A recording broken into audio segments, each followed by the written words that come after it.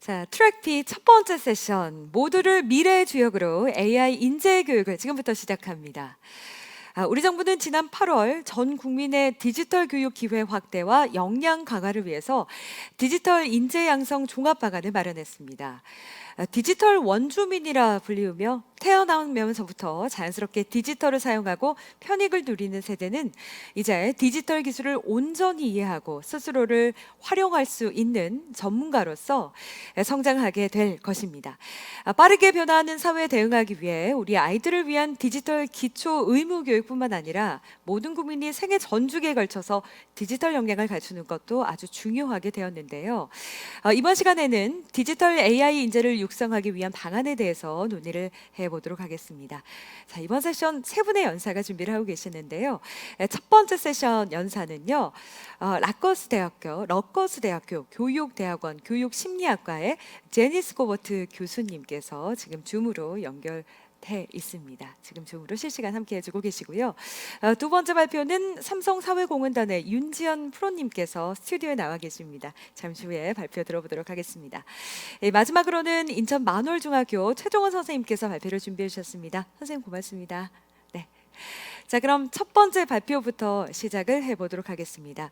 앞서 소개를 해드렸던 러커스 대학교 교육대학원 교육심리학과의 제니스 고버트 교수님이신데요. INQ, ITS, 21세기 스템 교육을 위한 교수 학습을 지원하는 AI 기술이라는 주제로 21세기 기술 프레임워크와 연계된 역량 평가의 필요성에 대한 개요를 제공해 주시고, 특허받은 INQ, ITS라는 새로운 솔루션에 대해서 소개를 해 주시겠습니다. 교수님께서는 맥길 대학교에서 인지과학자로 훈련을 받아서 모델 기반 학습, 교육 기술 설계, 그리고 정량적 데이터, 그리고 정성적 데이터의 광범위한 지식을 갖고 계십니다. 연사님의 주요 관심사는 INQ, ITS라고 불리는 가상과학 환경의 설계와 구현을 통해서 학생들의 과학 수행 능력을 평가하고 체계화하는 것이라고 하는데요.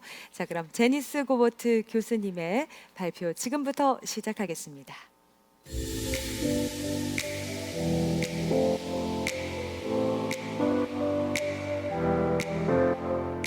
Now, as the discussant said, my name is Janice Gobert. I'm a 사회자님께서 professor of 소개해 learning sciences 주셨듯이요. and 저는 educational 제니스 psychology at 고버트입니다. Rutgers 저는 러커스 University. 대학교 And I'm the CEO 교육대학원에서 of a company 교육심리학교 called 교수로 Apprentice, which is 재직하고 the makers 있습니다. of 그리고 Inkits. Inkit stands for Inquiry Intelligent Tutoring System. And its teacher 인크코리아 dashboard Inkwater 인텔리전트 were 튜터링 developed on 시스템 generous funding from 의 the 약어인 US 잉크 Department of Education and the ITS의 National 신생기업인 Science Foundation in the United 어프렌티스에서 일을 States. 하고 있습니다. So I will describe Inkits and its 저는 accompanying 잉켓스에 teacher 대해서 dashboard 잠깐 Inkwater, 설명을 which is a 드리겠습니다. patented 이것은 AI 페이턴트를 받은 AI 시스템입니다. 그래서 학생들의 과학 능력을 평가를 하기 위한 AI 시스템입니다. 그리고 실습 역량을 평가를 하는 시스템입니다. 그리고 교사들은 이러한 과학 스킬에 대한 교육학적 니즈를 가지고 있는데요. 이 두 개의 시스템을 어떻게 활용할 수 있는지를 말씀드리겠습니다. 그리고 이걸 지식공학, 교육 데이터 마이닝, 또 자연어 처리를 활용을 해서 그 과학 스킬을 평가를 하고 저희의 렉스라고 불리는 디지털 에이전트를 통해서 학생들이 이거에 참여를 하면서 실시간으로 어떻게 채점을 하고 또 체계화를 하는지를 말씀을 드리고, 또 자동으로 교사에게 이렇게 세분화된 형태별 평가 데이터를 제공하면서 지원을 하는지 말씀드리겠습니다. 그리고 마지막으로는 교사 및 학생을 위한 이 효능에 대해서 개괄적으로 설명을 드리고, 또 저희의 접근 방식이 과학 역량의 평가와 지도 및 개인화된 지원을 위해서 어떻게 확장 가능한 솔루션으로 역할할 수 있는지에 대해서 말씀드리겠습니다.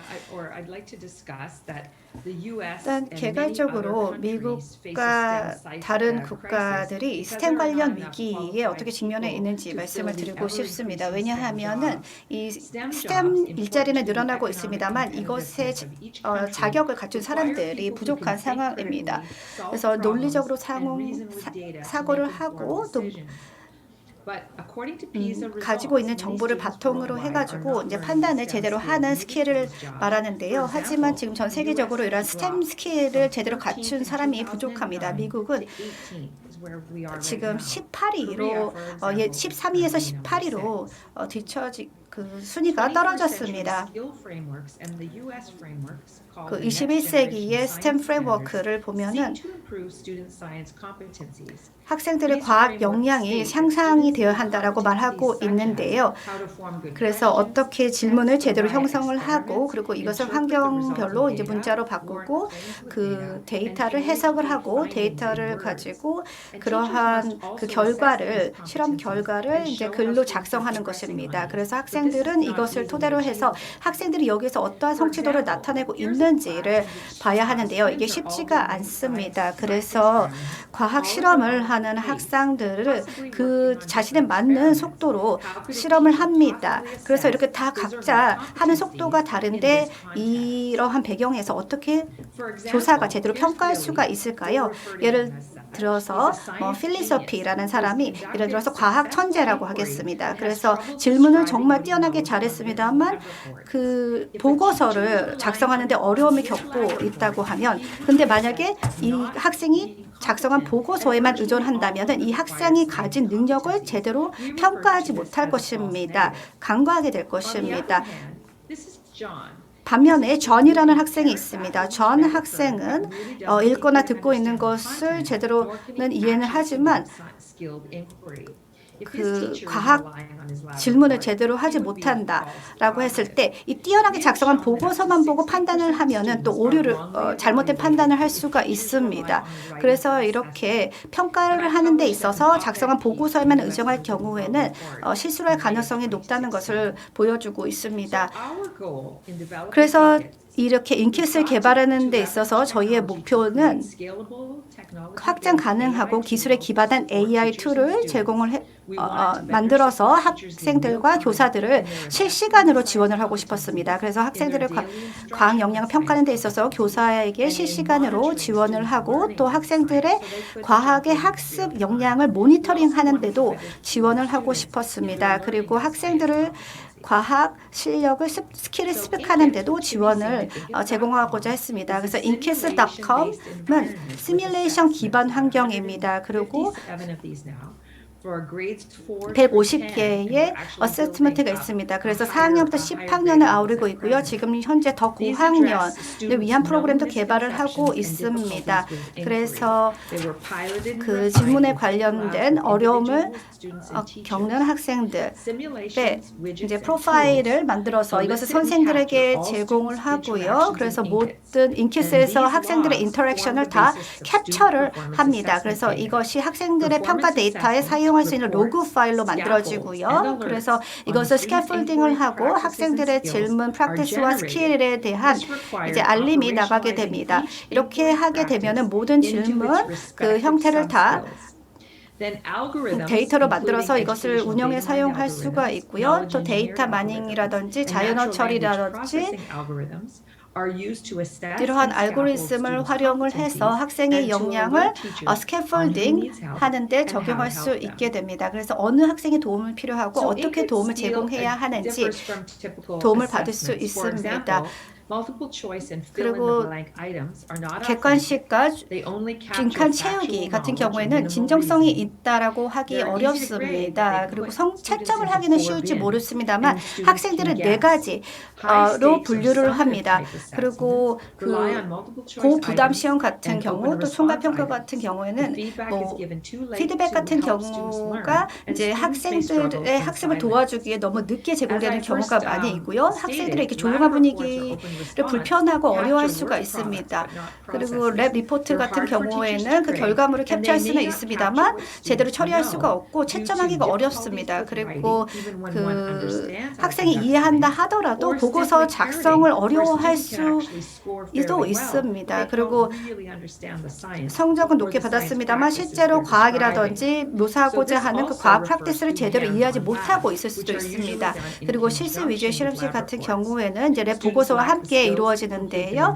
이것을 독립적으로 수행할 수 있는 스킬이 부족할 수도 있고 아니면은 그것을 완수하기 위한 장비라든지 자재가 부족할 수도 있습니다. 그리고 채점하기도 어렵고 또 엄정성과 일관성 확보 측면에서도 한계점이 있습니다. 그래서 저희가 이러한 배경하에서 인캐스를 개발을 하게 되었습니다.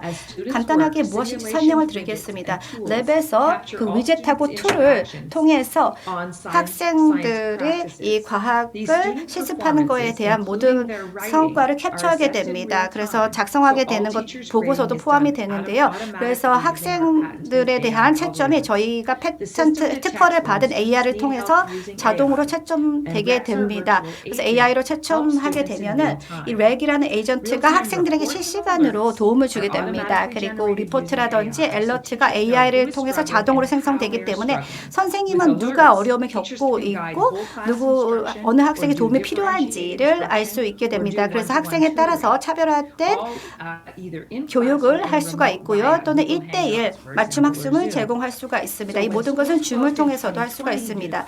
그래서 코로나19로 인해서 2020년에 학교가 폐쇄가 되었을 때 많은 교수들이 인캐스를 사용하겠다라고 신청을 하였습니다. 제가 이에 대해서는 잠시 후에 좀 더 자세히 말씀드리겠습니다. 렉은 학생의 질문의 난이도, 그 어려움 또한 파악을 하고 있습니다. 예를 들어서 가설을 설정하는 데 어려움을 겪고 있을 수도 있고 독립 변수, 그 변동 변수, 종속 변수를 이해 못할 수도 있고요. 그리고 충분한 증거를 수집하는데 어려울 수도 있고 아니면 동일한 시험에 너무나 많은 변수를 수집했을 수도 있고요. 그리고 데이터들을 가설에 제대로 연결시키지 못했을 수도 있고 아니면은 정제되지 않은 데이터를 토대로 해서 성급하게 결론을 내렸을 수도 있습니다. 그리고 설명하는 데 있어서 그 실험하고 하고 있는 이론과 그 정보를 제대로 연결시키지 못할 수도 있습니다. 렉스는 이러한 그 질문과 관련된 역량을 향상시키는 데 사용이 됩니다. 렉스를 사용을 하면은 학생들이 주요 과학 스킬을 배우고 여러 가지 다양한 과학 주제를 다루는 역량을 배우게 됩니다. 그리고 학생들이 이 사이언스 과학 프랙티스를 더 오래 습득을 하고 유지를 하게 됩니다. 그리고 많은 실습을 하게 되면은 그 향상이 이루어지고 여기 보시면은 인캐스가 조사한 결과를 보여주고 있습니다. 저희가 그 질문 스킬을 매핑을 해봤는데요. 그리고 데이터 해석 역량 같은 것이 시간의 지남에 따라서 향상되는 것을 볼 수가 있습니다. 그리고 오른쪽을 보시면은 실습을 더 많이 하면 할수록 그 점수의 편차가 줄어드는 것을 보실 수가 있습니다. 그리고 학생들이 좀 더 그 엔키스를 사용하면서 좀 더 체계적으로 실습을 진행을 할 수가 있고 또 특수교육자라든지 아니면은 그 개별화 교육 계획에 있는 학생들도 인캐스를 사용하면서 성취도가 개선이 되었습니다. 또한 학습 장애 위험금 아동들도 그 교실 그 코로나19 때 교실에서 수업을 받았던 거에 비해서 인캐스를 활용해서 집에서 학습을 했을 때 성취도가 개선이 되었습니다. 아리조나나 매사추세츠 주에도 총괄 시험 평가 결과가 훨씬 더 개선이 되었습니다. 그래서 학생들은 이것이 그들의 학습을 위해서 매우 중요하다라고 피드백을 주었습니다. 교사와 관련해서는 저희가 그 각 교실 전체에 적용하는 리포트가 있고 개별 학생에 적용되는 보고서가 있는데요. 그래서 좌측에 보시면은 그 반의 그 질문 역량이 개선이 되는 것이 보실 수가 있습니다. 그리고 고위험금 아동금 같은 경우에는 노란색으로 지금 표시가 되어 있고 높은 역량을 가지고 있는 학생들은 짙은 파란색으로 표시가 되어 있는데요. 그래서 이것을 보면 교사가 어느 학생에게 집중을 해야 하는지 어느 부분에 집중을 해야 하는지 또 어떠한 조언을 제공을 해야 하는지를 참고할 수가 있습니다. 그리고 MGSS 역량이 지금 미국에서 사용하는 프레임워크인데요. 그래서 이것을 개선해 나갈 수가 있습니다. 그래서 그 특정 단위에서 아니면은 오른쪽에서 보시다시피 그 1년 전반에 걸쳐서 그 진도를 진척표를 보실 수가 있는데요. 작은 렉스 아이콘을 보실 수가 있죠. 그래서 이 렉스 표시를 보면은 이 학생들이 어떻게 그 성장하고 있는지 볼 수가 있습니다. 그래서 특수교육 어린이 같은 경우에는 그 학습 궤적이 더 길기 때문에 여기를 보시면은 그 이 학생이 이 부분에서 어떻게 성장하고 있는지를 보실 수가 있습니다. 그리고 실시간 알러트를 제공을 하고요. 또 교육 지침을 제공을 합니다. 그래서 차별화된 지도가 가능할 수 있게 도와줍니다. 인클블러터 같은 경우에는 실시간으로 이제 교사가 교실에서 어느 부문의 학생들을 코칭을 해야 하는지를 알러트를 통해서 알려줍니다. 그래서 데이터 수집한 데이터를 기반으로 알려주게 되는데요. 그래서 우측에 보시면은 Professor during data collection. Professor Yes. Jenny Scobert, excuse me, sorry about that interruption. 제가 now 중간에 can I 끊어서 see your slide at this 죄송합니다. moment? So 지금 can 현재 you 화면 share 공유를 안 the 해주셔서 slide? 저희가 지금 발표 자료를 못 보고 있는데요. 발표 자료를 좀 공유해 주실 수 있을까요? 지금 발표 자료를 못 보시고 계셨습니까? Oh, that's so strange. 이상하네요. How's that? 이제 Yes. 어떠신지요? Now we can see. Thank you. Oh, 네, 이제 잘 보입니다. 감사합니다. 이제 보이신 거예요? 아니 Just a couple 보이시다가 안 minutes ago. 보인 거예요? Several minutes Oh, ago, Okay. it just disappeared. Sorry. Thank you. All right. I'm sorry about that. I don't know what happened. 죄송합니다.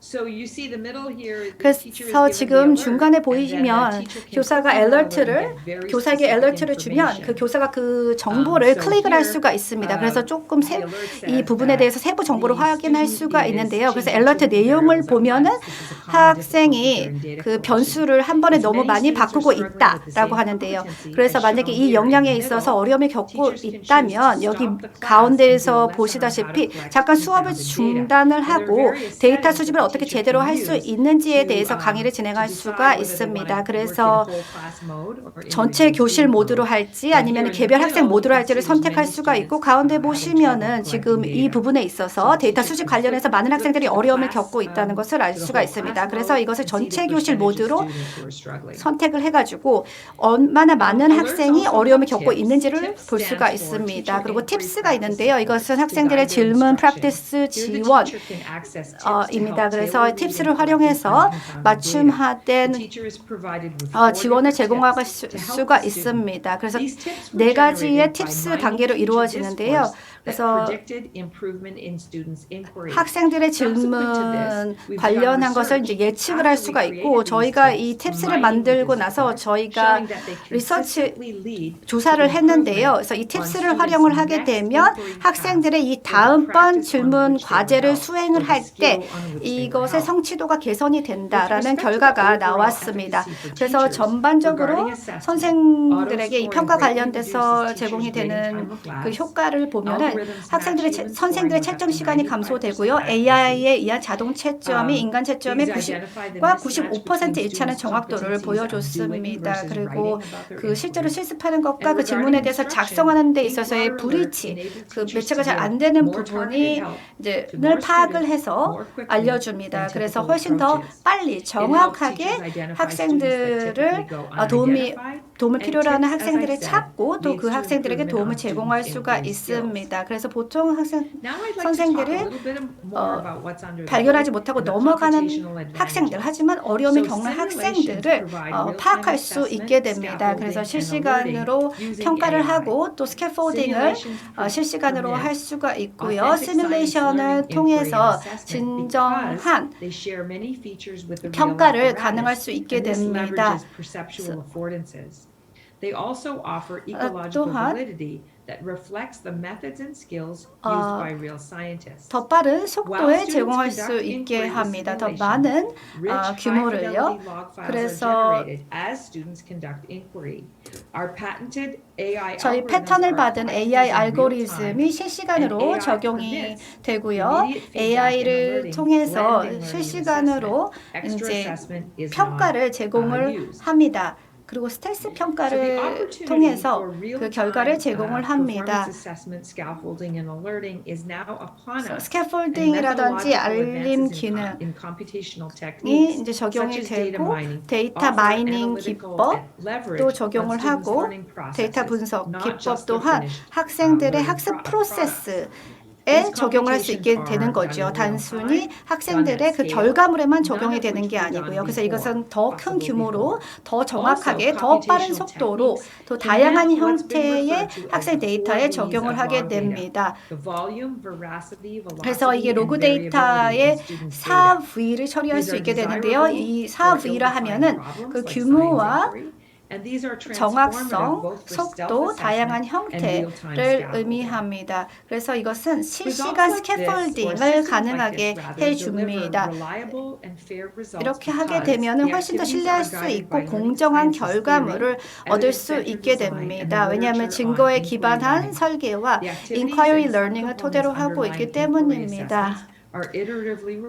그 질문 평가를 토대로 하고 있는 그 활동은 반복적으로 더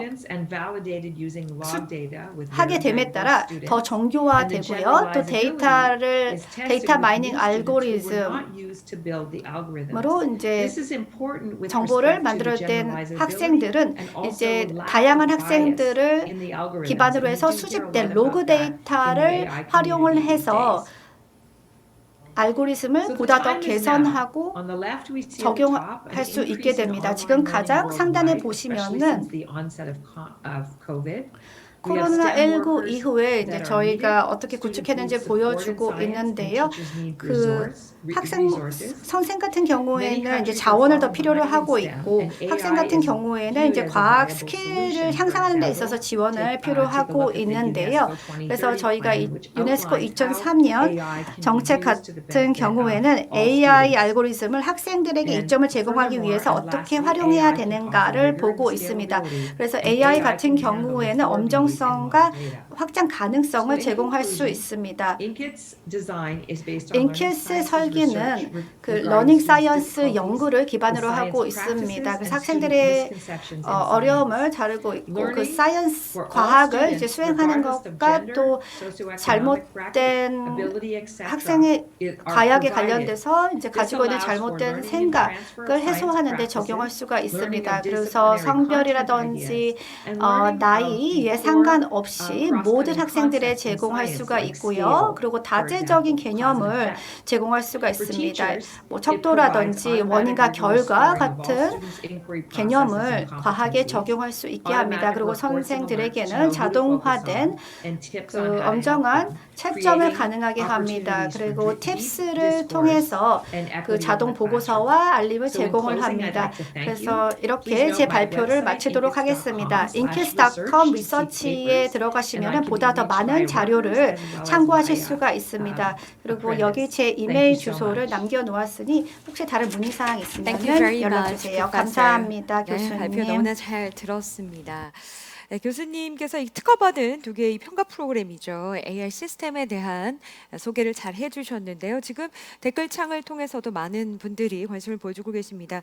특히나 이 프로그램을 한국에서 사용할 수 있는지에 대한 질문도 많이 들어와 있는데요. 잠시 후에 저희가 Q&A 시간에 다시 한번 교수님 모셔서 더 많은 이야기를 나눠보도록 하겠습니다.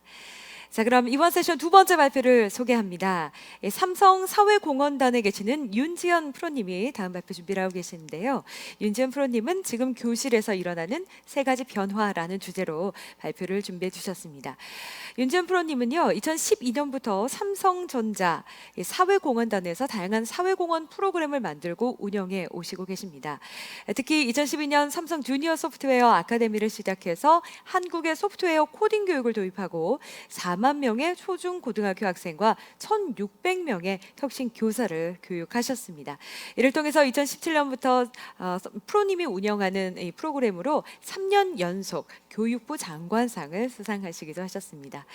자, 이제 발표자 준비하고 계시는데요. 윤지연 프로님의 발표 지금부터 함께 하시죠.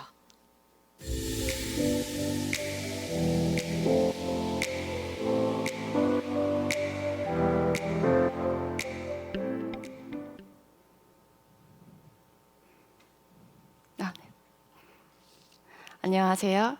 삼성전자 윤지연입니다. 네. 저는 오늘 여러분께 삼성전자 스마트 스쿨과 함께 교실 내에서 일어나는 3가지 변화를 이야기 드리려고 합니다. 삼성전자는 지난 12년부터 10년간 미래 인재를 육성하고 디지털 교육 격차를 해소하는 삼성 스마트 스쿨 프로그램을 운영하고 있습니다. 지난 2년간 우리 사회에는 그리고 교육 현장에는 코비드-19을 비롯해서 수많은 교육 카드들이 던져지고 많은 변화들이 일어나고 있습니다. 저희 역시 이러한 사회공헌 프로그램을 통해서 교육 현장에 어떤 변화를 만들어낼 수 있을까, 같이 아이들을 위해서 어떤 도움이 될 수 있을까 고민하고 있습니다. 저희가 미래 교육을 위해서 지원하는 것은 크게 5가지입니다. 먼저 삼성전자의 인터랙티브 디지털 디스플레이인 삼성 플립과 태블릿, 크롬북을 지원하고, 그리고 디지털 솔루션과 전문가들과 함께 만든 디지털 교수법, 교육 컨텐츠를 지원하고 있습니다.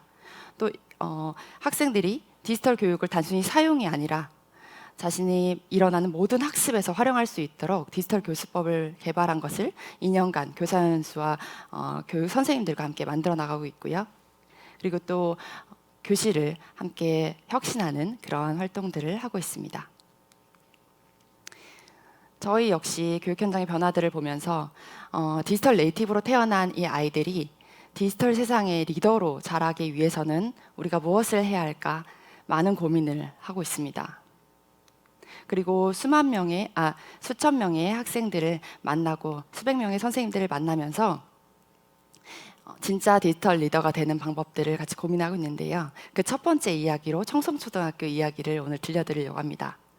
청송초등학교는 충남에 위치한 전교생 50명의 아주 작은 학교입니다.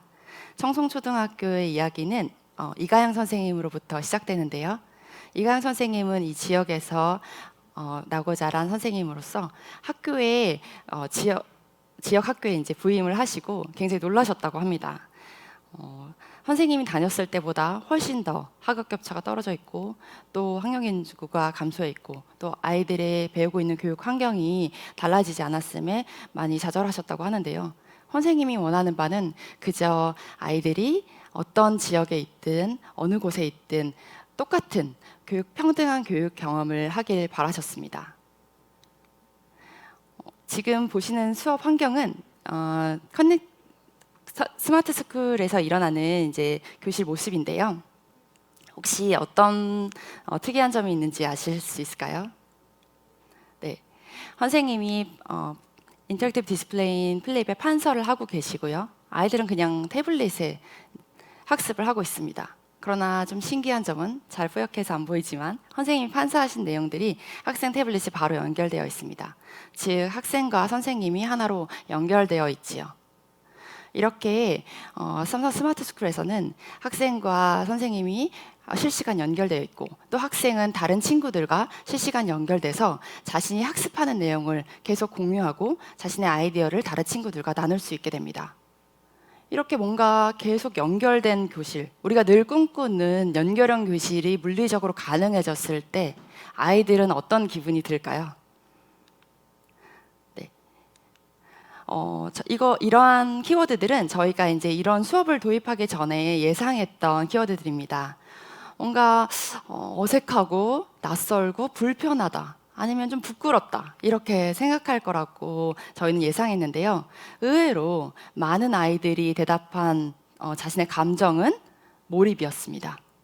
아이들은 생각보다 이 연결형 수업에 잘 익숙해졌고요. 1, 2차시 만에 바로 적응하는 모습을 볼 수 있었습니다. 사실 우리 아이들은 그냥 수업 시간에 질문 한번 이렇게 손들기도 어려운, 그렇게 좀 부끄럽고 그런 환경이 되기 어려웠을 텐데요. 아이들이 이제는 자신의 생각을 더 많이 공유하고 싶고, 이걸 빨리 친구들한테 보여줘서 뭔가를 더 애드해서 더 멋진 걸 만들어내고 싶다, 이런 경험을 아이들은 하게 되었습니다. 실제로 많은 수업에서 이러한 모습을 볼 수 있었는데요. 이강 선생님은 여기 보시는 것처럼 아이들이 음악 수업도 이렇게 연결형 수업으로 진행하고 계십니다. 아이들은 자신의 태블릿을 통해서 태블릿에서 어떤 주제에 대해서 자신의 생각과 감정을 정리하고 그것을 그림으로 만들고 또 이번엔 음악으로 만들고 그렇게 몇 달락 음악으로 만든 것을 선생님이 플립을 통해서 다 하나로 모아서 같이 함께 플레이하면 하나의 하모니가 만들어지는 음악 수업이 이루어지곤 했습니다. 이렇게 공유와 협업을 통해서 만들어진 음악 수업, 아이들에게 그리고 선생님에게 놀라운 변화를 만들어냈는데요. 또 일상생활에서도 혹은 평범한 그 교육에서도 이런 연결형 수업이 아주 자연스럽게 녹아지고 있습니다. 예를 들어서 수학여행을 간다 치면 원래는 수학여행이라 하면 선생님이나 학교에서 이제 스케줄이 나오는데요. 청소초등학교 같은 경우는 학생들이 팀별로 목적하는 바를 정리하고 그것에 따라서 목적지에서 분석하고 공부하고 또 그것을 팀별로 논의하고 다시 현장에 나가서는 태블릿을 가지고 촬영을 하고 인터뷰를 하는 과정을 통해서 자신의 학습한 것을 영상이나 아니면 또 새로운 산출물로 내재화하는 모습을 볼 수 있었습니다. 이렇게 청송초등학교 안에 아주 자연스럽게 스며들어 있는 이 연결형 교육을 통해서 이전에는 디지털 교육 혹은 디지털 교육뿐만 아니라 그냥 기본 학습 격차가 너무 떨어진다라고 선생님들이 늘 하셨던 말이 이제는 청송에서 혹은 충남에서 가장 디지털 교육을 선도하는 학교로 변화하고 있습니다. 네, 두 번째로는 천태초와 연모초 이야기를 좀 해드릴 텐데요. 이 사진에서 보시는 것처럼 학생들은 이미 태블릿과 그다음에 디지털 디스플레이인 플립으로 연결돼서 선생님과 함께 수업을 하고 있습니다.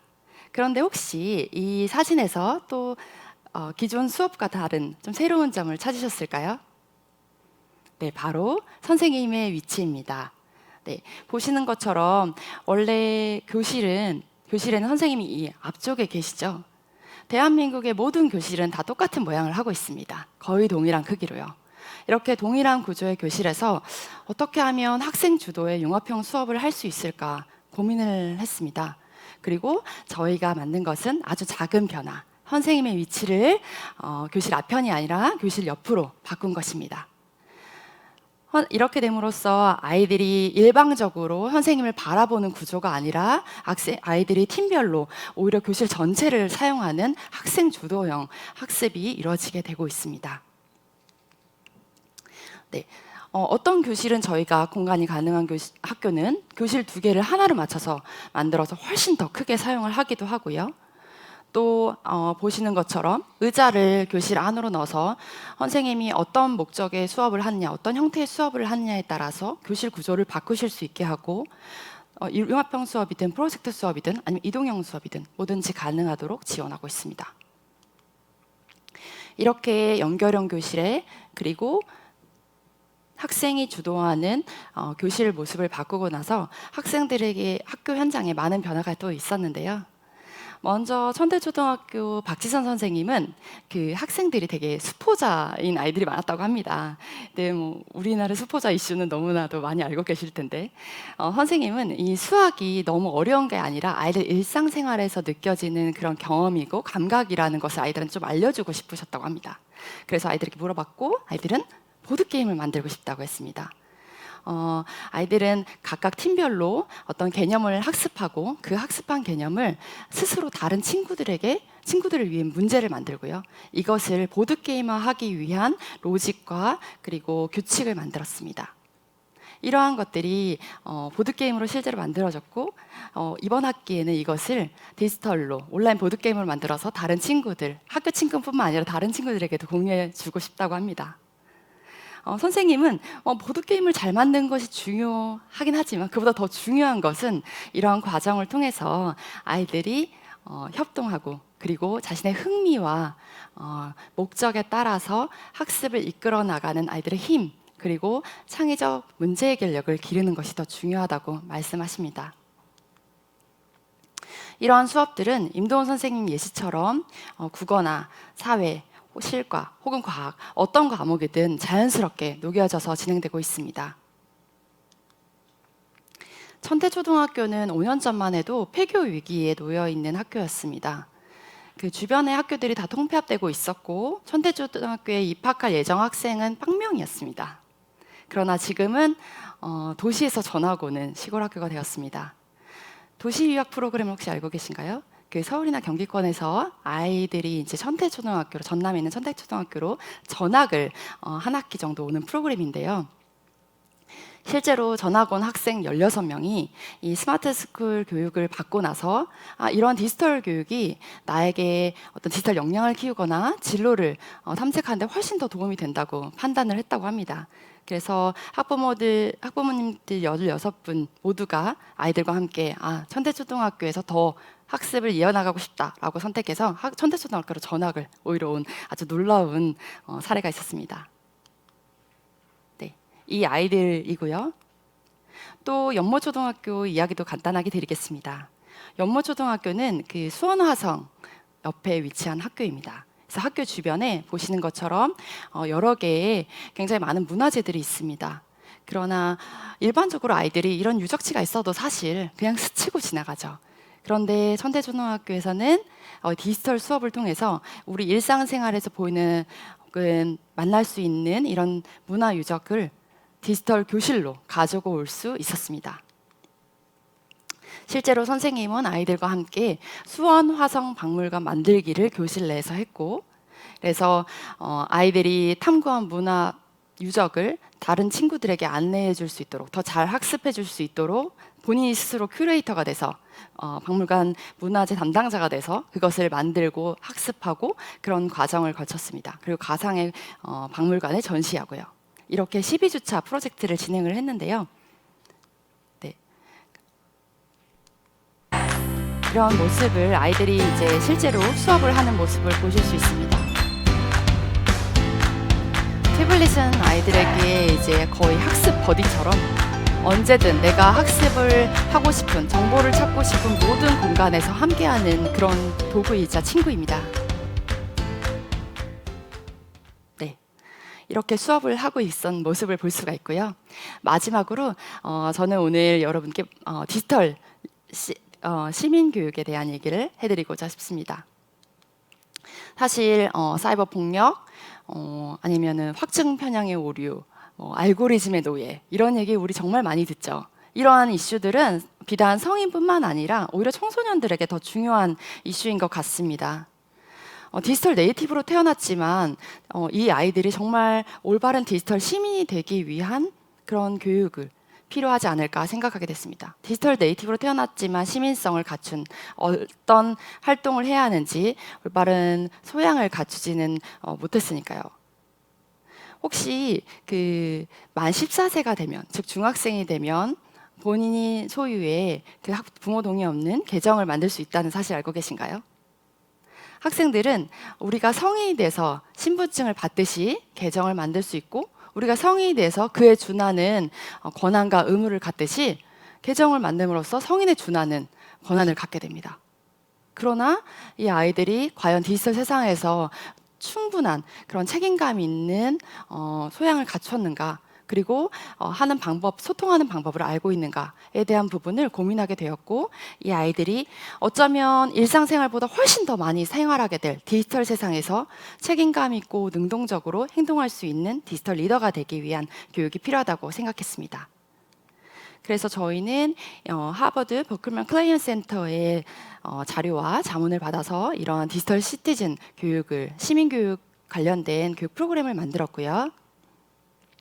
디지털 시민이 되기 위한 필요한 4가지 요소를 카테고리화해서 28차시의 교육을 만들어 진행하고 있습니다.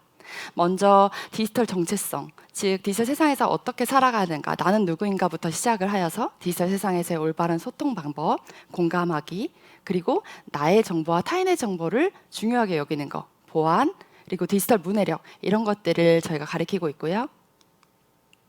이 수업은 선생님이 플립을 통해서 이제 학습을 열면 학생들이 자신 태블릿으로 학습하고 그 결과를, 그 데이터를 다시 앞서 말씀드렸던 것처럼 연결형 교육으로 선생님이 취합해서 아이들이 같이 폴이나 아니면 내용들을 토론하는 그런 수업으로 이루어져 있습니다. 어떻게 진행되는지 잠깐 보시겠습니다. 이렇게 온라인 학습을 아이들이 스토리텔링 중심으로 하게 되고요. 문제를 풀고 했던 내용들을 다시 모아서 선생님과 나누게 됩니다. 네. 학생들은 이런 수업을 통해서 이렇게 인터랙티브한 수업을 통해서 몰입감이나 흥미가 엄청나게 높아지는 걸 볼 수 있었고요. 선생님께서는 정보를 전달하는 지도자가 아니라 아이들의 퍼실리테이터로서 발문하고 문제를 알려주고 또 함께 토론하는 그런 역할을 하시면서 더 재미있고 흥미있게 수업하고 계십니다. 실제로 저희가 이런 수업을 해봤을 때 굉장히 시의적절하다, 컨텐츠가 너무 좋다, 네, 이런 말씀들이 많았고, 특히 학생들은 아바타라는 거, SNS라는 거, 뭔가 사이버 폭력, 카톡, 뭔가는 알지만 불명확하고 답답했던 것들을 알 수 있게 됐다, 그런 피드백을 많이 받았고요. 오늘 마지막으로 제가 앞서 소개해드렸던 학생들의 이야기 중에 하나 이야기를 좀 영상으로 보여드리고 마무리하려고 합니다.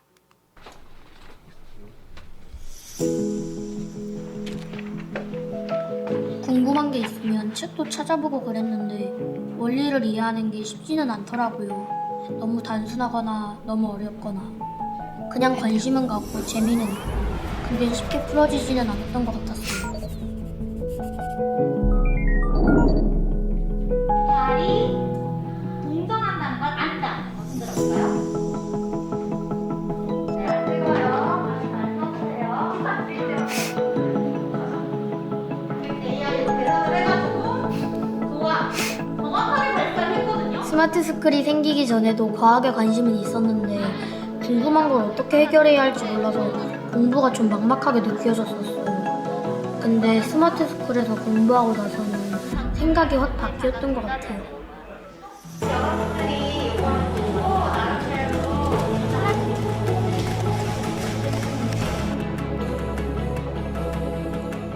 생각하던 감정이나 떠오르는 느낌을 종이에 쓸 때랑 태블릿을 쓸 때랑 많이 다른 것 같고, 태블릿으로 쓰면 그때 감정을 빠르게 표현할 수 있고 고치고 싶을 때도 바로 고쳐지니까 편하고 글 쓰는 게 더 재밌는 것 같아요.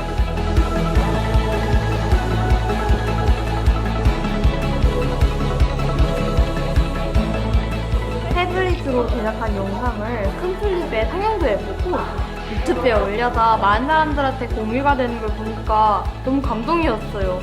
이걸 내가 해냈나 싶더라고요.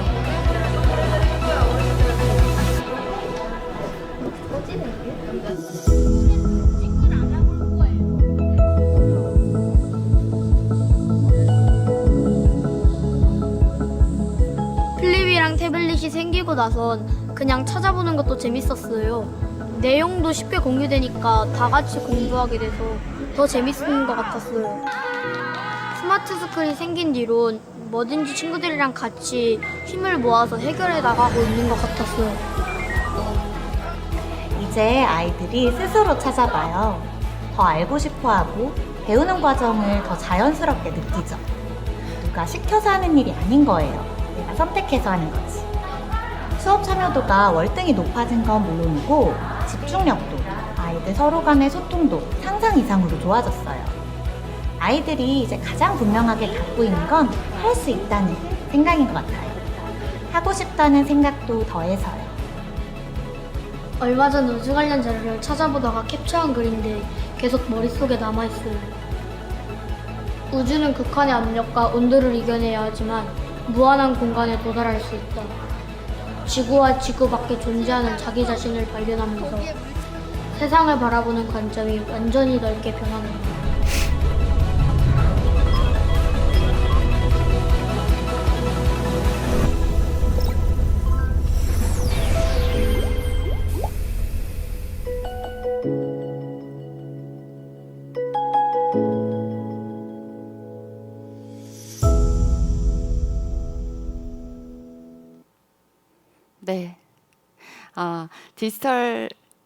네, 디지털 교육이란 디지털 교육이란 참 어려운 것 같습니다. 특히 미래의 인재를 기르는 것, 미래의 역량을 기르는 것은 더 어려운 것 같고요. 저희는 인터랙티브 디스플레이, 그리고 태블릿, 그리고 교실의 공간을 바꾼 것, 그 작은 변화들을 통해서 학생과 선생님의 표정이 달라지고 수업의 흐름이 바뀌는 것을 보았습니다.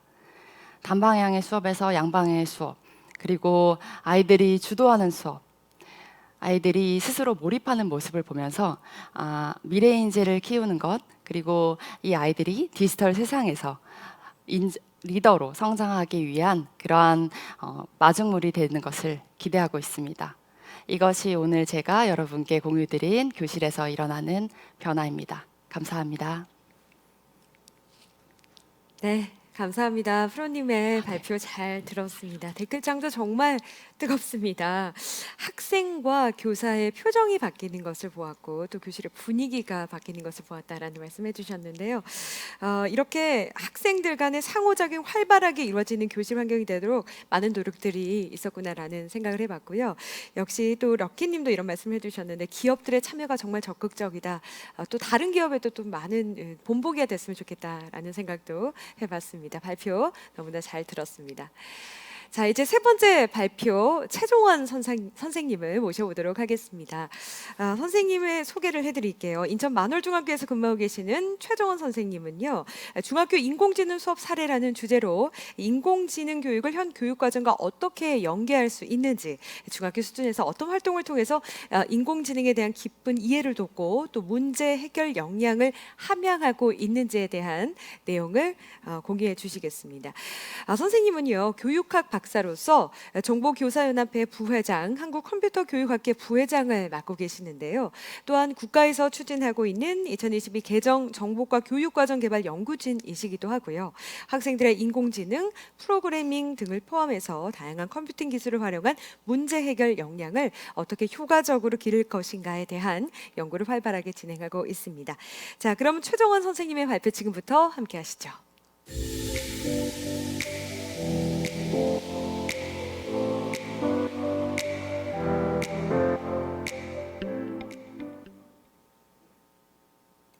네, 안녕하세요. 만월중학교 정보교사 최정원입니다. 제가 오늘 말씀드릴 주제는요, 중학교에서 학생들에게 인공지능 교육을 어떻게 해야 할지의 방향과 사례를 중심으로 말씀을 드리고자 합니다. 네, 제가 말씀드릴 내용들은 중학교에서 인공지능을 교육을 실행을 하려면 어떤 근거가 있어야 해서 그 근거가 되는 가이드라인을 잠깐 소개를 먼저 해드릴 거고요.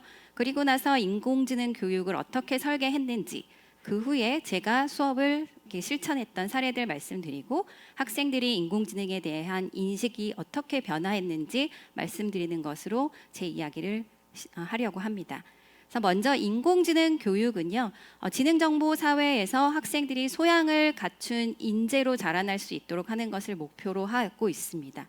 그래서 이것을 이제 실행하기 위해서 지금 현행 교육 과정에서는 인공지능 교육을 실행할 수 있는 근거가 아직은 없는데, 그렇다고 해서 다음 교육 과정을 개선하기까지 그냥 손 놓고만은 있을 수 없어서 초중등 인공지능 교육 내용 표준이라는 것을 만들어서 학교에 배포를 했습니다. 그래서 초등학교 같은 경우는 놀이나 경험 중심의 교육이 이루어지고 있고요. 중학교 같은 경우는 실습 중심의 인공지능 교육이 이루어지고 있고, 고등학교 같은 경우는 알고리즘을 적용하는 인공지능 교육이 이루어지고 있습니다. 그래서 중학교 같은 경우는 이런 인공지능 교육을 위해서 인공지능에 대한 이해 부분과 인공지능 원리와 활용하는 부분, 그리고 인공지능에 대한 사회적 영향을 다루는 내용을 포함을 하고 있고요.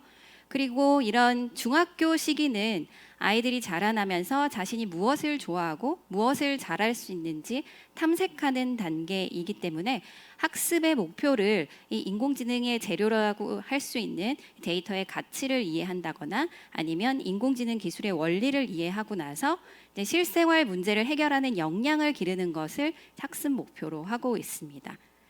이런 가이드라인이 만들어지기는 했지만 2015 교육과정을 아예 이렇게 배제하고 인공지능 교육을 할 수는 없어요. 그래서 2015 현행 운영되고 있는 2015 교육과정과 연계한 인공지능 교육을 실천을 할 수가 있는데요. 이 아래 그림을 보시면 위에 있는 부분이 바로 인공지능 교육 내용 표준에 제시된 내용이고요. 아랫부분은 현행 교육과정에서의 영역입니다. 그래서 이것들을 어떻게 연계를 시킬 수 있냐 하면 이제 인공지능에 대한 이해 부분, 즉 인공지능과 이런 사회 변화에 대해서 다루는 부분은 이제 정보 문화라는 영역에서 정보 사회라는 핵심 개념을 가지고 다룰 수가 있고요. 그리고 인공지능의 원리와 활용 부분은 문제 해결과 프로그래밍이라는 영역에서 프로그래밍과 연계해서 다룰 수가 있겠습니다. 그리고 인공지능의 사회적 영향 부분은 정보 문화 영역에서 인공지능 윤리와 이렇게 연계를 할 수 있다라는 점을 말씀을 드리고요. 그리고 또 이런 초중등 인공지능 교육 내용 표준에 따르면 중학교 수준에서 어떤 내용을 이렇게 가르쳐야 하는지에 대해서 제시를 하고 있는데요. 인공지능 자체를 이해하는 부분은 이제 인공지능 발달 과정이라던가 튜링 테스트 부분, 그리고 인공지능 원리와 활용을 다루는 부분은 데이터를 수집하고 처리하고 분석해서 예측하는 부분, 그리고 사물을 인식한다거나 아니면 분류, 탐색, 추론 등이 들어가 있고요.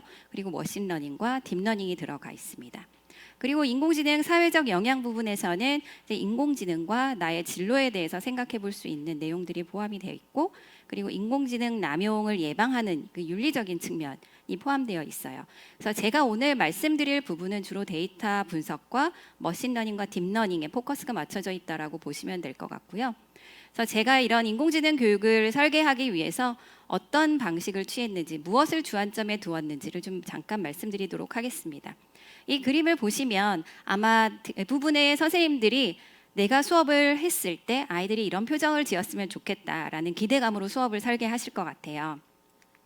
그래서 제가 아이들의 표정을, 저런 표정을 기대하면서 수업을 계획할 때 총 4가지를 주안점에 두었습니다.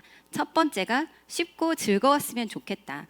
아이들은 학습에 대한 부담감이 좀 있는 편이에요. 그러다 보니까 인공지능이라는 최신 기술을 다룰 때 어렵게 느끼지 않도록 하려면 어떻게 쉽고 재미있게 할 것인가에 초점을 두었었고요. 그리고 두 번째는 학습을 했는데 배웠는데 그냥 일회성의 경험으로 끝나는 게 아니라 배우고 났더니 인공지능이 무엇인지 알게 됐고 인공지능으로 어떤 것을 해결할 수 있는지 또 깨달았으면 좋겠다라는 내용이었고요. 그리고 세 번째는 인공지능을 배움에 있어서 왜 인공지능을 반드시 알아야 하는지 그 필요성을 깨달아서 이제 학습 동기도 좀 유발하고 이 부분에 몰입을 할 수 있으면 좋겠다라는 생각을 했었습니다. 그리고 네 번째는 아이들이 이걸 배워서 무엇을 할 수 있는지에 대해서 좀 깨달음이 있었으면 좋겠다라는 점이었는데요. 그러니까 배웠는데 시험을 보고 끝났다가 아니라 앞으로 살아가면서 이렇게 어떤 문제에 직면했을 때 인공지능을 이용하면 해결할 수 있겠구나라는 생각이 들었으면 좋겠다라는 것에 포커스를 맞추고 수업을 설계를 했었습니다. 그래서 제 수업의 흐름인데요. 먼저 인공지능에 대해서 이해하는 부분은 개념이나 특징이나 인공지능의 역할을 좀 깨닫는 부분인데 자칫하면 강의식으로 그냥 지식을 전달하는 수준이 될 수 있어요. 그래서 그러지 않기 위해서 학생들의 주변에서 사용되고 있는 다양한 인공지능, 그러니까 전자제품들이 있어요. 그래서 그런 것들을 토대로 인공지능이라고 하는 것이 대체 뭔지, 어떤 특징을 가지고 있는지 이런 것들을 아이들이 스스로 찾아갈 수 있게끔 수업을 구성을 했었고요. 그리고 나서 인공지능 모델의 재료가 되는 데이터의 가치를 좀 파악할 수 있게끔 데이터를 수집하고 분석하는 그런 내용을 좀 담았습니다. 그리고 나서 인공지능 모델을 생성하는 내용을 담았는데요. 그래서 인공지능 모델을 만드는 방법도 가르치고 있지만 직면한 다양한 문제들을 보면 문제의 유형이 있는데 이런 유형별로 어떤 인공지능 모델을 적용을 하면 될 것인지에 대한 방법도 깨닫도록 했습니다. 그리고 나서 이제 실생활이라던가 다양한 학문 분야의 문제들을 인공지능을 도입해서 해결할 수 있는 경험을 충분히 제공을 하고자 했었습니다. 제가 수업의 제일 첫 번째 하는 내용은 왜 인공지능을 배워야 하는가에 대한 부분입니다. 그래서 이걸 얘기하기 위해서 저는 바티칸 얘기를 꼭 해요. 되게 종교적인 장소인데 이 최신 기술과는 전혀 관련 없는 곳이라고 생각이 들지만 이런 바티칸도 인공지능을 도입해서 이렇게 사용을 하고 있다라는 점이고요. 그래서 인공지능 어디에 사용이 되냐면 바티칸에는 굉장히 많은 공문서들이 저장이 되어 있습니다. 그런데 시간이 오래 지나다 보니까 이렇게 문서들이 종이가 삭아가기 시작한 거예요. 그래서 이걸 오래 보존하기 위해서 디지털 문서로 작업하기 위해 인공지능을 도입을 하고 있고요. 그리고 또 한 가지 이걸 디지털 문서로 만들어 놨더니 외부로부터 해킹의 위험이 있어서 그런 해킹을 또 방지하기 위해서 인공지능을 도입하고 있다라는 점입니다. 그래서 이런 인공지능이 우리가 생각지도 못했던 이런 종교적인 곳에서도 활용이 되고 있다라는 것은 앞으로 아이들이 살아갈 미래에서는 이제 어떤 분야도 인공지능과 연계되지 않는 곳이 없다라는 점을 강조를 하고 있고요. 두 번째는 어른들이 보기에는 이제 식상한 내용일 수는 있지만 아이들한테는 굉장히 마음을 울리는 이야기거든요. 고등학교 2학년 때 버스가 언제 오는지 알려주면은 그런 앱을 만들었던 유주환 씨의 얘기를 하는데, 이 사람 얘기를 할 때 핵심은 이 사람이 어렸을 때 이 코딩이라는 것을 배워봤다라는 그 경험 하나로 좋은 아이디어가 떠올랐을 때 남이 만들어주기를 기다리지 않고 자신이 스스로 개발해서 자기를 키워나갔다라는 점을 강조하고 있습니다. 그래서 아이들이 이 내용에 굉장히 관심을 많이 가지고 있고요. 지금 뭐 하고 있느냐 이런 질문도 많이 받고 있습니다. 그리고 빼놓을 수 없는 게 이제 사회의 가치가 이제 사회적 가치가 높은 기업들을 좀 살펴보면 이렇게 상위권에 위치해 있는 기업들이 다 IT 관련 기업이에요. 이 얘기는 앞으로 이제 관련 아이들이 살아가면서 많이 마주치게 될 기술이 바로 IT 기술이라는 것이고, 그 안에는 인공지능이 포함이 되어 있다라는 점을 강조를 하고 있습니다. 그리고 두 번째는 이제 데이터 분석 부분인데, 데이터 분석을 시작하기에 앞서서 왜 데이터를 분석을 할 필요가 있는지에 대해서 설명을 합니다. 그래서 데이터를 분석을 해보면 낱낱개의 이제 데이터 간의 관계를 통해서 이제 새로운 정보를 도출할 수 있다라는 이야기들도 하고 있고요. 그래서 실은 수업을 시작할 때 아이들이 데이터 분석의 필요성을 깨닫도록 하는 활동들을 하고 있는데요. 첫 시간부터 이제 데이터 분석 툴을 익히는 활동까지 하게 되면 너무 인지적인 부담이 굉장히 클 것 같아서 가볍게 이렇게 포털 사이트들을 보면 요즘에 사용자 검색어들을 이렇게 날짜별로 누적을 해놔서 그걸 분석을 할 수 있게 하는 서비스들이 있잖아요. 그래서 사용자들이 요즘에 어떤 것에 관심을 가지고 있는지 동향을 파악할 수 있도록 하는 서비스들을 이용을 하는데요. 수업 사례를 좀 잠깐 말씀을 드리면, 아이들이 가장 즐겨하는 것이 먹을 것과 게임인 것 같아요. 그래서 간단하게 데이터 분석하는 활동들을 저랑 함께 해보고 프로젝트를 진행을 했는데, 후라이드 치킨의 최강자가 누구인지 굉장히 많은 관심을 가지고 이런 활동 프로젝트를 진행을 했었습니다. 그래서 치킨 브랜드들이 여러 가지가 있는데 아이들은 항상 자기 개개인별로 취향이 다르다 보니까 치킨 브랜드 뭐가 더 맛있다 이런 얘기들을 많이 해요. 그래서 그 논란을 불식시키기 위해서 이제 치킨을 분석을 했다라고 이야기를 합니다. 그래서 저는 활동을 할 때 왜 이 주제를 정했는지를 반드시 설명하게 하는데요. 그래서 치킨 아이들 응답을 보면 이제 어떤 치킨이 맛있는지 사람마다 생각이 다르다. 그래서 대세를 찾고 싶다라는 거였고, 계속 먹고 싶고 최고의 치킨집을 찾고 싶었다라는 얘기를 했고요. 그래서 최근 6개월 동안 이런 유명 치킨 브랜드 검색어 순위를 좀 분석을 했다라고 합니다. 그랬더니 이제 브랜드 순위가 나왔는데요. 여기서 그치지 않고 각 브랜드별로 어떤 메뉴가 또 인기가 있는지까지 상세 분석을 해서 이제 아이들이 이 치킨 맛집에 대한 논란을 어느 정도 불식시켰다라고 말씀을 드리고요. 그리고 나서 본격적인 데이터 분석을 시작을 하는데, 아까 잠깐 말씀드렸다시피 데이터 분석이라는 부분은 중학교에서 데이터 분석이 뭔지 이해하고 데이터 분석을 통해서 의미를 찾아내는 활동 자체도 아이들한테 어려운데, 분석하는 방법, 툴을 익히는 방법에까지도 부담을 주기는 싫어서 저는 가볍게 직관적으로 분석을 시작할 수 있는 코답이라는 사이트를 이용을 했었습니다. 그래서 그 주제로 제가 즐겨하는 게 이제 롤러코스터 데이터셋인데요. 롤러코스터는 아이들이 굉장히 많은 관심을 가지고 있는 주제이기도 하고, 실제 롤러코스터 데이터들을 다루다 보니까 롤러코스터 중에서 제일 빠른 것이 뭘까 이런 질문을 던지면서 수업을 시작을 합니다. 그리고 빠른 롤러코스터를 찾고 나면 그 롤러코스터가 어떻게 생겼는지 영상을 통해서 같이 확인을 해보기도 하고요. 이런 활동을 거치고 나면 이제 아이들이 서로 롤러코스터에 대해서 이런 내용도 알아보면 좋겠다라는 얘기를 하면서 굉장히 적극적으로 참여하고 있습니다.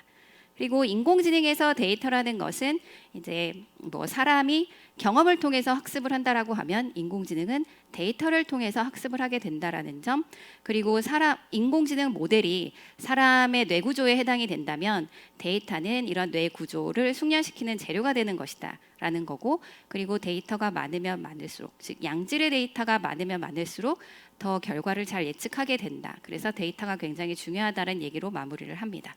그래서 아이들 반응을 보면 데이터 분석 공부가 하고 싶다라는 얘기가 얼마나 반가운지 모르겠어요. 그래서 그런 얘기들을 하고 있고요. 그리고 나서 이제 인공지능이 무엇인지에 대해서 좀 설명을 하는데, 인공지능은 아이들이 기존의 프로그래밍과는 완전히 다른 거라고 생각하는 경우들이 굉장히 많아요. 그래서 기존과 어떤 차이점이 있고 어떤 공통점들이 있는지를 좀 잠깐 설명을 하는데요. 그래서 요거는 뭐 다들 아실 테니까 잠깐 넘어가도록 하겠습니다. 네, 그리고 나서 이제 인공지능으로 어떤 문제를 해결할 수 있는지 아이들과 같이 이야기를 해보고요.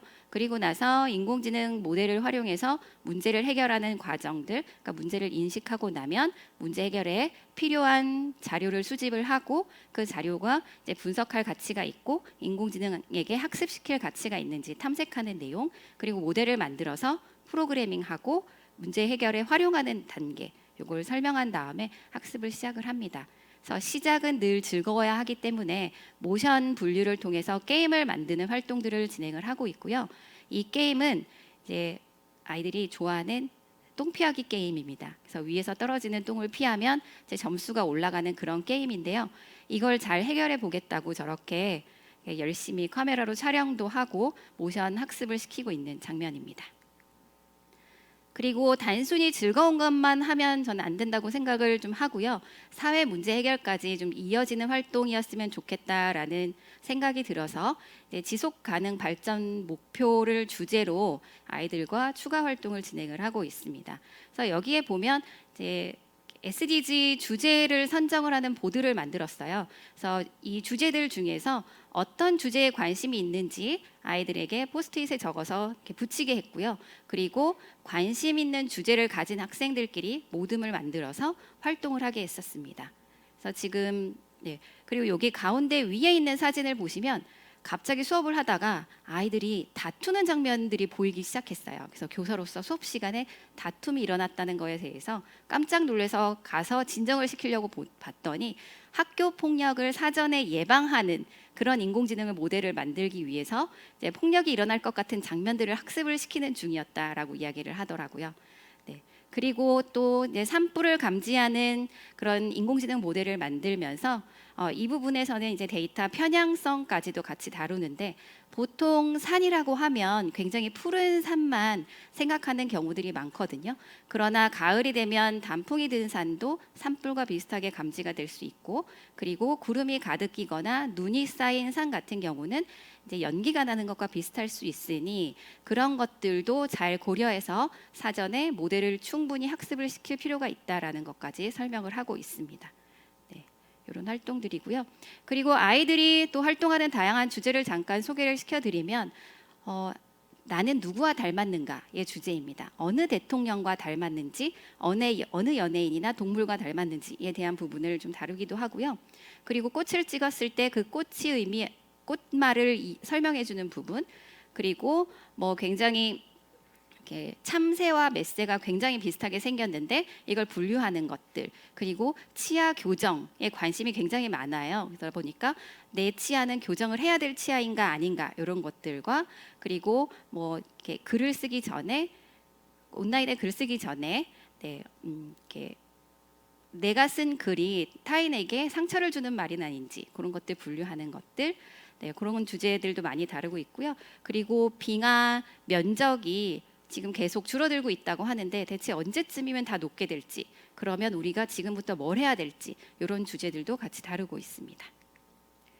그리고 저희가 또 하는 활동 중에서는 이제 CSR 프로그램들도 같이 하고 있어요. 실은 현행 교육 과정에서 수업을 충분히 원하는 만큼 할 수 없기 때문에 방과 후 과정이라던가 주말을 이용해서 원하는 아이들이 인공지능 수업을 지속할 수 있게끔 하고 있는데요. 그 중에 하나가 삼성 주니어 소프트웨어 아카데미입니다. 그래서 이거는 아이들이 정말 열광하는 프로그램이에요. 그래서 끝나고 나면 또 하면 안 되냐 이렇게 질문까지 하고 있는 그런 프로그램이고요.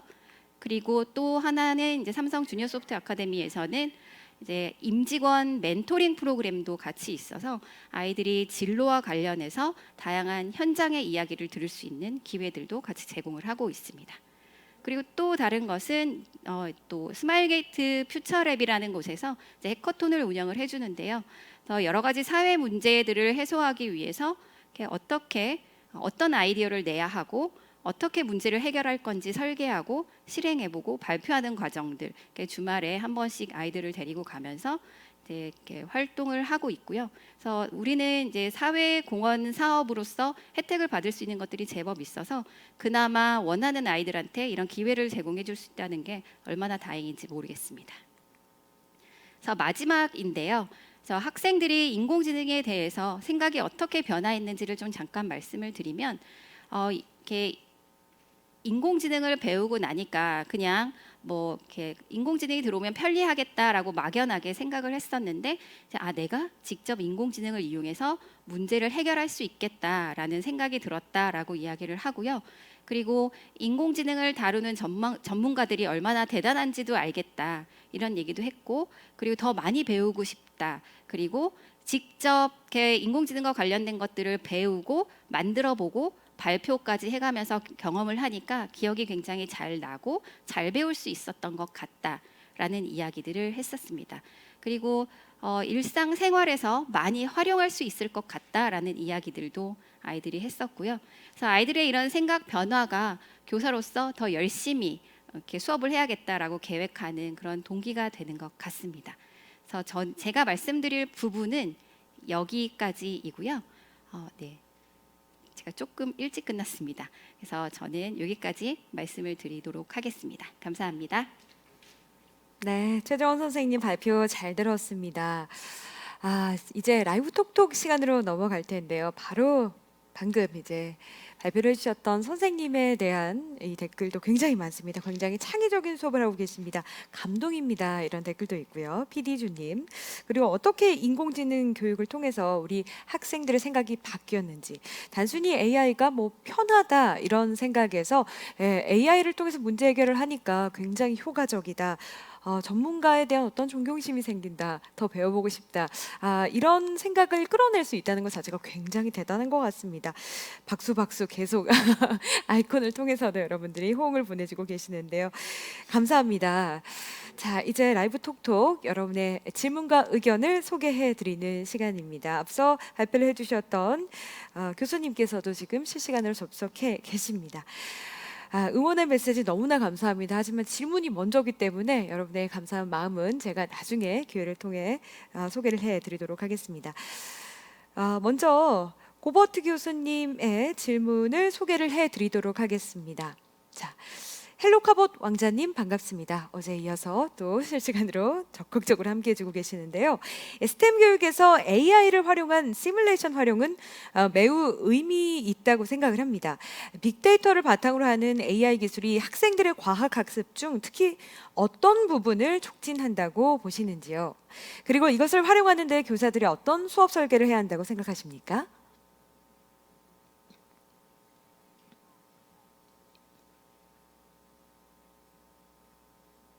So do you mean 지금 질문을 하신 게 이렇다면 이것을 제일 잘 활용하기, 제가 만들었던 잉크 ITC의 시스템을 더 잘 활용하기 위해서 어떻게 잘 AI를 더 잘 바탕으로 하는 이 AI 기술이 학생들의 과학 학습 중에서 특히 어떤 부분을 긍정적으로 촉진한다고 생각을 하십니까? 그리고 이것을 활용할 때 교사들이 어떠한 수업 설계를 해야 한다고 보시는지 궁금합니다.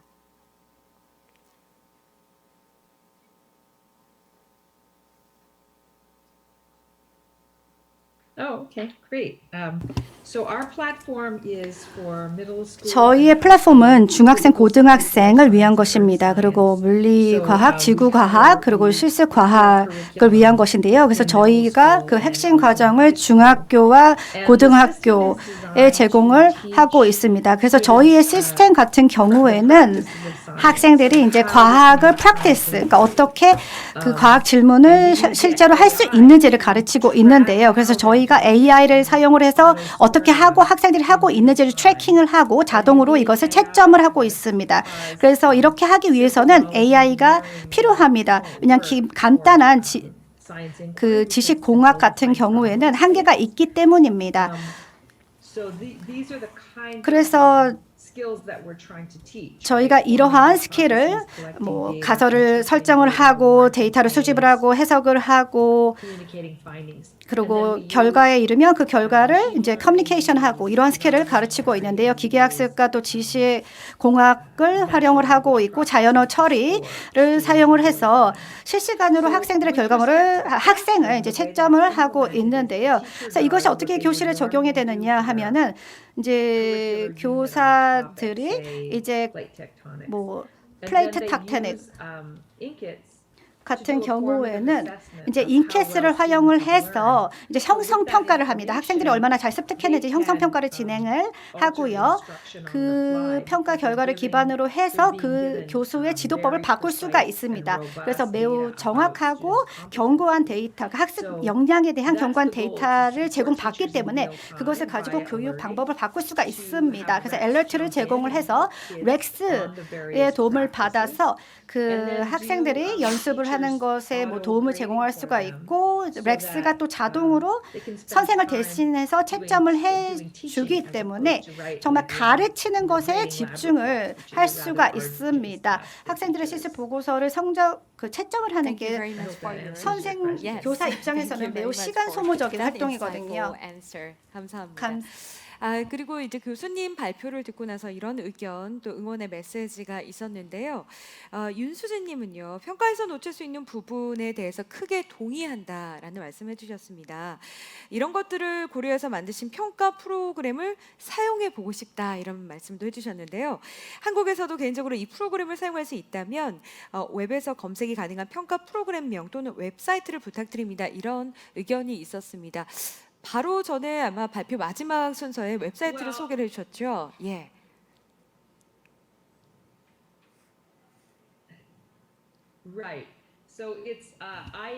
네, inqits.com입니다.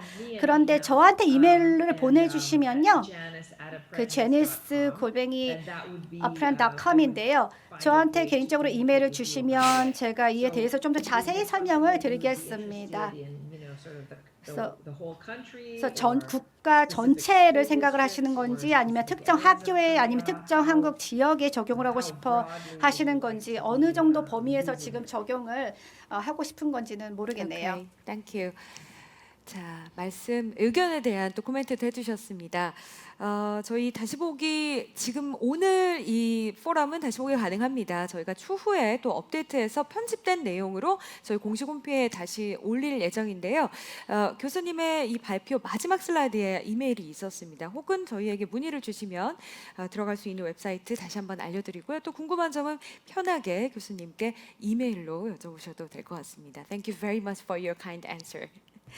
고맙습니다. 친절한 답변 감사합니다. 자, 이제 다음 질문 소개를 해드리겠습니다. 윤지연 프로님의 이 발표에 대해서 또 많은 분들이 의견과 응원의 메시지 보내주셨는데요. 삼성 스마트 스쿨에서 정말 좋은 활동 많이 하고 계신다. 자세한 설명 감사드린다. 삼성 사회공헌팀 응원합니다. 정말 좋은 이런 메시지 많이 들었습니다. 윤지연 프로님 강연 잘 들었습니다. 이런 멘트 많이 있었고요. 또 질문도 있습니다. 질문을 좀 소개를 해드릴게요. Dreaming Wings 아이디를 쓰고 계시는 참가자가 아까 한 학생이 이 스마트 스쿨을 통해 질문을 그때그때 쉽게 해결할 수 있었던 것이 좋았다라는 말씀을 해주셨어요. 검색이 가능한 디지털 기기 제공이라는 측면 외에 또 어떤 부분에서 그 학생이 도움을 받았을지 궁금합니다. 굉장히 디테일한 질문을 발표를 정말 잘 들어주셨기 때문에 이런 질문이 가능한 게 아닐까요? 네, 좋은 강의 감사합니다라는 멘트도 해주셨습니다. 네. 네. 부족한 강의 좋게 봐주셔서 감사드리고 이런 저희 스마트 스쿨의 활동은 같이 함께하고 있는 학교 선생님들과 아이들과 같이 만들고 있다고 생각을 합니다. 질문 주신 게 이제 정보를 검색하는 부분 말씀 주신 것 같은데요.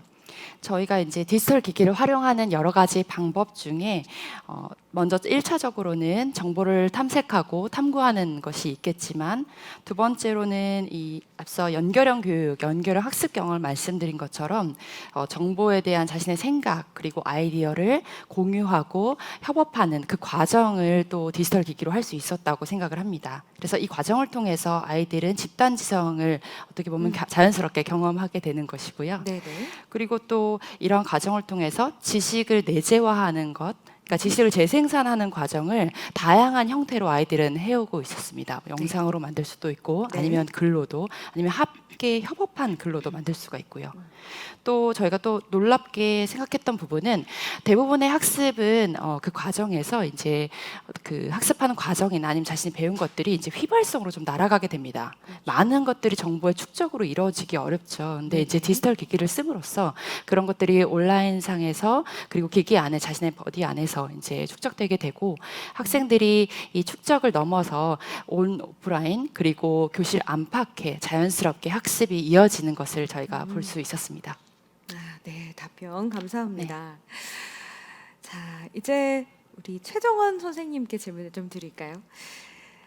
디지털 소양을 교육 과정에서 본격적으로 다룸에 따라서 발생할 교육 격차에 대한 생각, 역시나 우리 교육 격차 소외 이런 우려의 목소리가 있는데 선생님의 의견도 궁금합니다. 어떻게 생각하시나요? 네, 제가 디지털 소양과 교육 격차 얘기하면 정말 할 말이 너무 많은데요.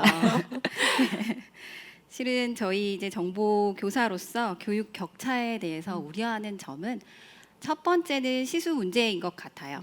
그래서 시수 문제에 있어서 현행 정보 교육이 주당 1시간을 기준으로 이루어지고 있거든요. 그래서 뭐 차기 교육 과정에서는 2배로 늘어난다라는 기사를 접하고는 있지만 실은 그 2배가 굉장히 커 보이는 느낌이 있어요. 근데 이제 중학교 같은 경우는 이제 3년 동안 한 학년에서 2시간을 기준으로 하게 된다라는 거죠.